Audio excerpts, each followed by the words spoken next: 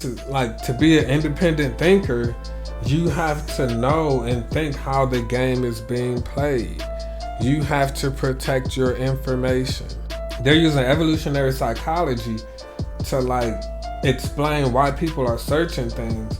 What do you think billion-dollar companies like Google and YouTube and all of these big tech companies where people that employ tens and hundreds and maybe thousands of people working by the hour, on the hour?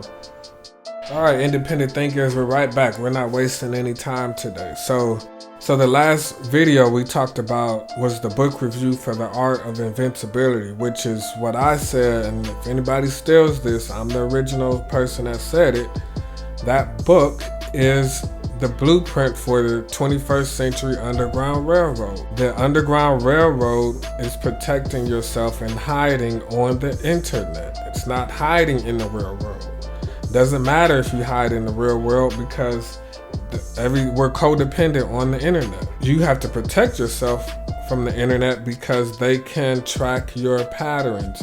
They can track your behavior. They can predict your behavior if they're tracking your patterns and your data. A Billion Wicked Thoughts. I have a book review. If you want to get the book, go to my link. I titled the review of the book, Why Women Love Serial Killers. Internet searches and different things like that to find out how and why people love certain types of pornography, different things like that. You know what I mean? So it was like, think about this, like for thousands of years, different religions have told us to practice, like to tame our senses, right? For thousands of years, people have struggled to fight the urges of sexuality, right? Religion, chastity belts, different things like that, right? Now, they know how to hack into our urge, it's, you know what I mean? It's becoming harder and harder to fight it because they know what we like.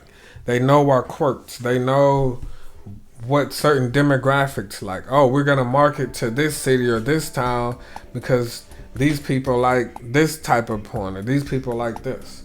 So they're explaining like women love serial killers because they make them feel comfortable. And it's funny, like even before and after, god damn, they loud. Even before and after I did this book review, like their true crime is taken off. And it's not just because it's interesting. It's because women love serial killers. I have a link, 10 women who fell in love with serial killers, different things like that. Serial killer groupies on CNN. I don't know if you can see it. These serial killers are murdering people, right? They're getting put in jail and they're marrying. Women are marrying them. But, you know, average guys out here can't get married.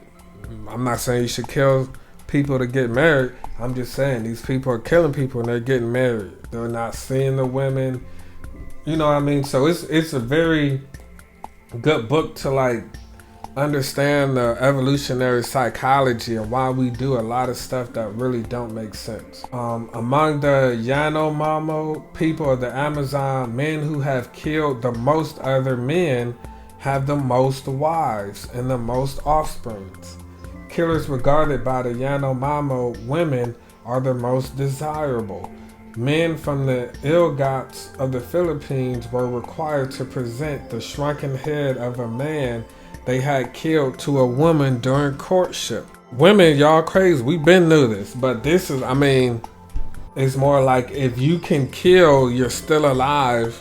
So that means you can protect me. So this is how deep they know, like the evolutionary psychology we have and the data behind it. Women are so obsessed with soap operas, novels, doctors, cowboys, boss, prince, rancher, knight, surgeon, king, bodyguard, sheriff. Conspicuously absent from the list of romance heroes are blue-collar workers. All of the hero professions are associated with status, confidence, and competence. As Henry Kissinger famously said, power is the ultimate aphrodisiac. Power is a reflection of a man's rank in the dominance hierarchy, and women are attracted to men near the top. Like I said, they got the data from 15,000 Harley Quinn romance novels to know what most women find such clinical portrayals of anatomy to be unappealing. But men's brains scrutinize the details of arousing visuals with the kind of concentration jurors apply to the cut of a diamond. I think this is saying like women look for the details, whereas men are just like, oh, I see it. Oh, you know what I mean? It's good noticing like the difference and stuff between men and women. And two authors can co-write a book looking up thousands of people's search habits all around the country on pornography, and they're using evolutionary psychology to like explain why people are searching things. What do you think billion-dollar companies like Google and YouTube and all of these big tech companies, where people with that employ tens and hundreds and maybe thousands of people working by the hour on the hour? And this is a fairly popular book. What do you think the people that do this for a living all year round, how do you think they're using the data?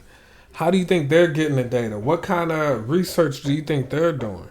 These are two people, and they've written a whole 300-page book on, and they're explaining why people are doing what they're doing sexually. So this is why it's just kind of subtle. But this is why, as I said in the previous video, the art of invincibility is the Underground Railroad for the 21st century, because these people, they can get into your psyche and they can get into your primitive evolutionary psychology and make you do things that you're struggling to stop doing, or things that you want to stop doing. People have been struggling with sex for millions of years. There's a reason why religions have are conservative about sex. And like I said, they're not in these people's homes. They're tracking your information. When people are reviewing this book, it's more so like, oh, we can't believe people are looking up this, and that's interesting. People are looking up that, but they're not really looking at it like, how in the hell did y'all get all of this information and know what people are doing, and they didn't willingly disclose this information? And this is like, to be an independent thinker, you have to know and think how the game is being played. You have to protect your information. And then it's like, how will you know when you're being manipulated? How do you know when you're being manipulated? How do you know when like the art of suggestion is a real thing? How do you know? Because it's like layers to it. It's like chess. It's the third or fourth or the fifth or 10th move. It's not that first move. So how do you know like you're getting shown this? It's not naked, but maybe it's a little bit revealing. Then you notice you want to see something else. Then you notice and it gets lower, and you're like, damn, now I'm watching porn, or now I'm watching this. It's a billion wicked thoughts. They know your thoughts. They know your wicked thoughts.